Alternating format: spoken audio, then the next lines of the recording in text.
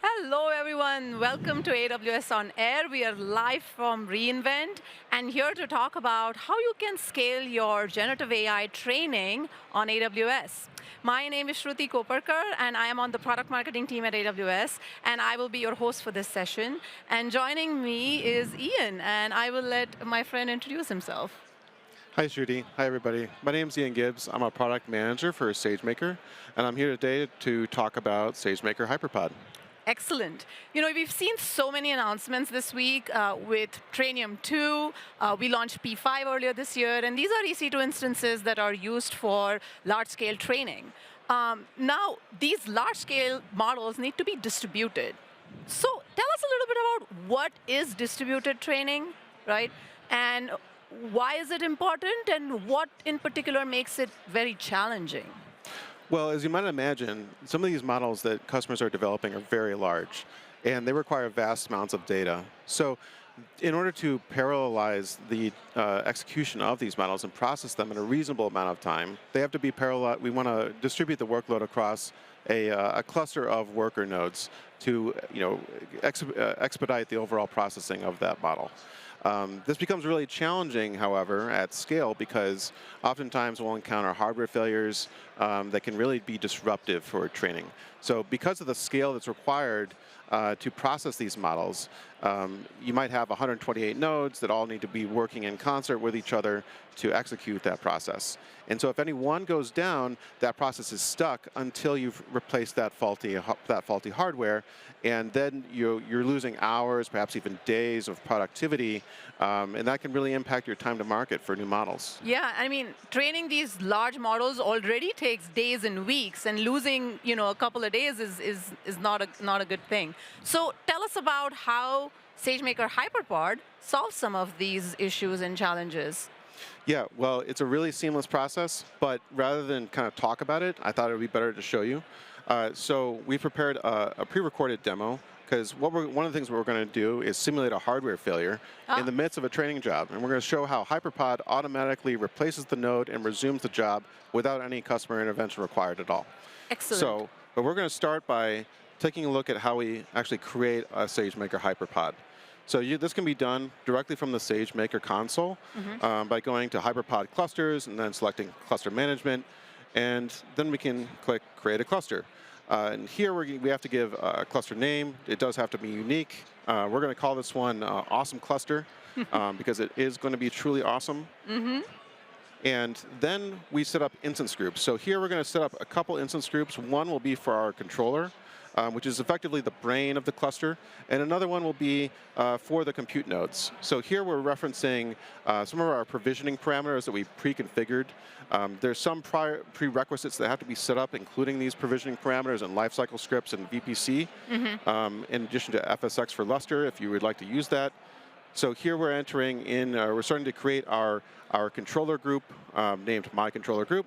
We're selecting a specific instance type for that controller. Often you use, compute optimized or general purpose instances for this. So we're selecting an M5. Here we're referencing our S3 bucket, which has our lifecycle scripts for the cluster. So these are scripts that will be executed on cluster start. You can configure them as per your needs. Often customers might install additional frameworks or debugging tools in their lifecycle scripts. We're also selecting an IAM role for execution, so SageMaker can call other services on the customer's behalf. That's, again, another prerequisite that has to be set up. And then we can move on to creating the worker node group or the compute node group. Right. That'll be the group that'll execute all of the workload and kind of parallelize all that distributed training that we were talking about just before. Yeah.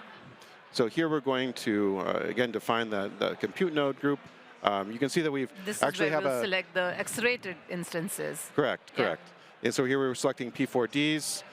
You see we had a typo. We're going to correct there real quick because the names do matter. Right. It's really important they match between the provisioning parameters and the name of the controller group, or I'm sorry, the name of the instance group. Again, we're defining our lifecycle scripts, referencing the S3 bucket, and indicating the specific shell script that we're going to execute on cluster start. Awesome. So now we've got our instance groups created. And we're going to set up some additional settings for VPC. This is required for using FSX for Lustre and the SageMaker Hyperpod. If you were using S3, you probably wouldn't need to use this. But these are some of the settings we've already configured around the VPC. Yeah. So we're just going through and selecting those. And then we get to the last page, which will show the overall configuration that we've defined so far. We see our 2 node groups, our 2 instance groups, the controller group, the compute group, and our networking settings. And so now the cluster is starting to create. So it'll stay in this creating mode for about 15 minutes under normal circumstances. For the purpose of this demo, we've sped that up. Yeah. So while that's kind of setting up a little bit, and we want to make sure that we've provided a repository of examples on a GitHub repository called AWS Awesome Distributed Training, which has a lot of additional information, best practices, a lot more details around how you go around setting up FSX for Lustre, VPC settings, and things of that sort. In addition to, and what we'll see later, a lot of training examples too. Right, right. And so now we've got our cluster, it's in service, it's ready to go. So now we're going to pivot a little bit and start talking about, well, before we start talking about job submission, there are, of course, additional actions you can execute. You can view your cluster. So here we have all the information about our cluster, the instances that are provisioned for it, and use in different controller, in different instance groups. And we can see our FSX for Lustre that's mounted on the cluster. So that's a shared storage across that's available across all instances in the cluster. Right, and it's like high throughput, keeps the models fed with data. Yeah, absolutely. A lot of our customers really like using FSX for Lustre for that reason. Yep. So here we're starting to show how you can SSH into any of the cluster instances. So to do this, our target ID is the SageMaker cluster, followed by a colon, and then we're going to go and grab the hash from the cluster ARN. This is slowly building up, the actual mechanism for how you SSH in to the specific instance. So here we're showing how you build up, the string for SSHing into a head node for the controller. And so we just need to add the instance group name into the string. Then we'll add the instance ID into that string as well. And then once we execute that, we'll be in the instance itself. And this pattern can be repeated for SSHing to any instance in the cluster. Right. Often this is a really common pattern that our customers go through with SSHing directly into the cluster instance. Because often it kind of conforms to how they debug models. It's not always just about hardware failures. Oftentimes there's numeric instability in the model. Their loss may not be converging, and maybe it's spiking, or there's some sort of numeric anomaly that they want to address, and they often are debugging directly on the instance itself. Right, right. So now we're going to switch gears and talk a bit about job submission, and then we'll showcase some of how SageMaker Hyperpod auto heals from hardware failures. So we're going to start by cloning a GitHub Git repository that we referenced earlier, the awesome distributed training. So we're going to grab an example for pre-training Llama 2 using FSDP. Awesome. Here we're SSHing into the instance. So one of the things we'll be doing is essentially configuring a mini Conda environment in the new cluster that we've just created. And it will contain all of those examples. And then we're going to do a job submission into Slurm. Slurm is our primary orchestrator that we support currently, and we expect to support additional orchestrators in the future. Excellent. And so we are using FSDP, that's fully sharded data parallel. So we are going to shard the data as well as the weights across our cluster. Yes. Okay.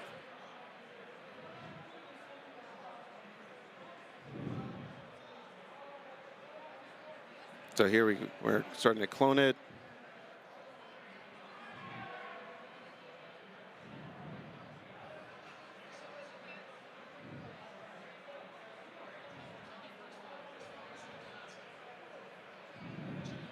Okay, and here we're starting to find the test cases using FSDP. Okay, and here is our the shell script that will create the Miniconda environment and install all the supporting libraries. Again, using shell scripting in this way is very common in these sorts of cluster environments to configure it enables you to configure the training environment as you need to. Right. Install the tools that you need, the frameworks that you need to do the work that suits your objectives. That's right. Now we're going to start referencing and take a look at the an SBatch command and some of the code contained within it for running the pre-training for Llama 2. Mm-hmm. So often what you'll see in an SBatch is often a sequence of SRuns contained within it. Mm-hmm. Here we're showing the Llama 2 training parameters that we've just specified as training arguments in this example. Right. We'll be changing a few of the parameters just to kind of illustrate how checkpointing works and how the auto-resume functionality automatically picks up from the last valid checkpoint. Mm-hmm. We'll see that in a little bit. So in the SRun, you'll note that we're adding a parameter in the front saying auto-resume equals 1. And that will tell Hyperpod, and it'll tell Hyperpod that this job, if there is a hardware failure that's triggered or captured or detected by the agents that Hyperpod deploys on all the cluster instances. Mm-hmm. When there is a health check that's triggered indicating a hardware failure, Hyperpod will automatically resume that specific workload. Right. Okay, so this is listing, using sinfo, we can see in the command line interface, our cluster is up and running. There are 7 nodes that are in idle state, Mm-hmm. And we're going to submit our job using 2 nodes. Mm-hmm. So we run the SBatch. Mm-hmm.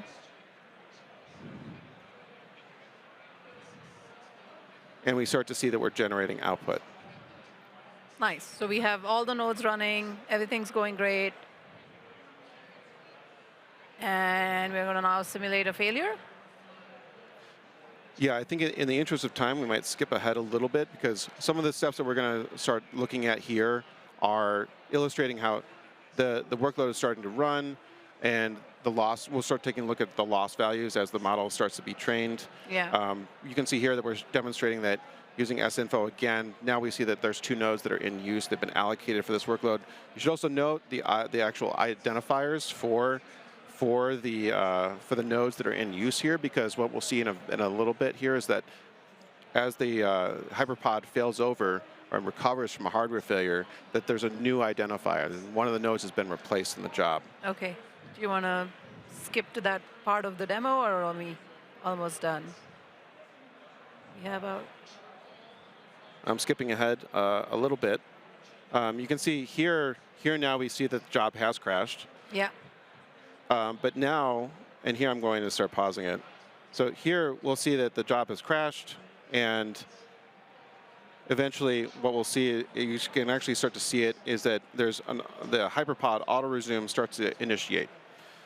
So what it's going to do is replace that faulty node, bring a new one in, reload the checkpoint, and resume the job directly in Slurm, again, without any all automatically, all automatic. No user involvement. That's Correct. just amazing. So much of the, the grunt work of managing the whole cluster and just makes it so resilient. That's great. Yeah. Previously, some customers would struggle with, they would find a faulty node, they might even debug it, but actually replacing it might become very difficult. It might be a ticketing process to their IT team or to their vendor, and that can be it can lose a lot of time with that. Yeah, yeah. Well, tell us, while the demo is running, tell us what customers have been able to do with this capability. So we've had a lot of great customers on a beta product for over about 12 months at this point. Great customers such as Stability AI, who has built Stable LM, trained Stable LM on Hyperpod and Stable Diffusion. Hugging Face, who trained Edifix, a new multimodal model, and StarCoder, a great coding complement co-pilot.